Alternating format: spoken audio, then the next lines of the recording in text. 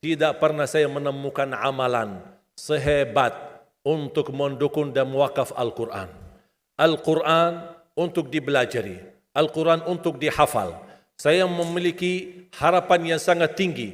InsyaAllah Indonesia, sepanjang apapun kegelapan, sepanjang apapun kegelapan kezaliman, sepanjang apapun kehilangan keadilan, insya-Allah akan datang satu saat terbitnya matahari adil.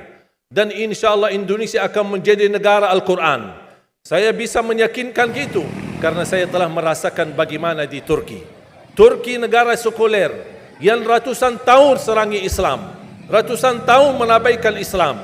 Tidak boleh kumandangkan azan dalam bahasa Arab, tidak boleh ada rumah tahfiz, tidak boleh ada pesantren, tidak boleh belajar agama, tidak diberikan anak-anak kita bisa belajar dengan sendirinya Al-Quran. Semuanya dilarang dengan keras, bahkan terancam orang-orang yang melanggar aturan itu. Allah Subhanahu wa taala melahirkan seorang presiden yang bisa membaca Al-Quran. Coba buka di YouTube bacaan Erdogan bagaimana. Itu dilahirkan dari negara sekuler. Saya bisa meyakinkan insya-Allah 1 juta menghafal Al-Quran.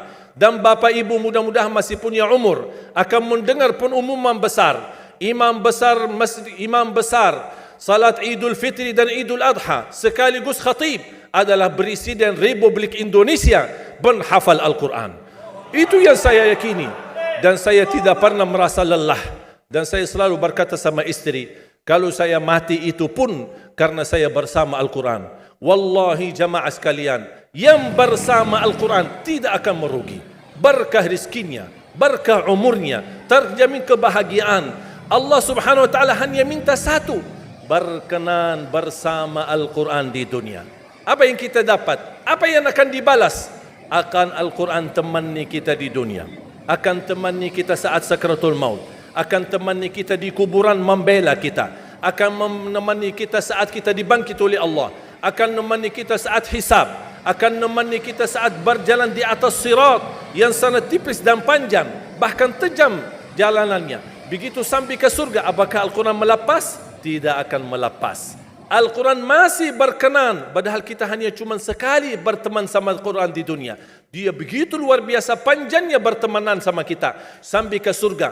Bahkan akan temani kita masuk surga. Sebagaimana bersabda Rasulullah SAW, yuqalu liqari'il Quran, ahlul Quran di dunia yang kesibukannya baca, kesibukannya hafal, tidak membuangkan waktu sia-sia, selalu bersama Al-Quran. Allah suruh dia, bacalah dalam surgamu, naik derajatmu. Baca, naik lagi. Tambah lagi baca, naik lagi. Sampai di posisi mana pun anda berhenti baca, disitulah posisimu di dalam surga. Bagaimana kata Siti Aisyah di riwayat Imam Muslim, jumlah tingkatan-tingkatan dalam surga Allah sesuai jumlah ayat Al-Quran. Oleh karena itu tidak ada yang lebih tinggi di dalam surga Allah daripada Ahlul Quran. Cukuplah bahagia Ahlul Quran ketika di hari kiamat dipanggil. Semua manusia dibangkitkan oleh Allah. Malaikat memberikan pengumuman, mana Ahlul Quran? Berdiri, rapat, berdekatan. Mereka maju. Mau bawa kami ke mana?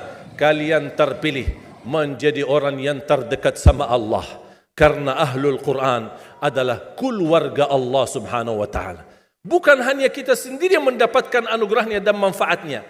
Semua keluarga kita, termasuk orang tua kita dan orang yang ada di sekitar kita. Makanya jemaah sekalian, kalau anda gagal penghafal Al-Quran, anakmu pun gagal penghafal Al-Quran, jangan sisahkan walaupun saham menjadi saksi baik di hadapan Allah. Ya Allah, saya belum hafal, anakku gagal penghafal Quran, tapi insya Allah hartaku, usahaku, pikiranku, tenagaku bisa terus memperjuangkan Al-Quran. Apa saja ya Allah, insya Allah menjadi saksi baik. Dan nanti di hari kiamat, insya Allah kita bersama Ahlul Quran mendapatkan syafaatnya Al-Quran di hari kiamat.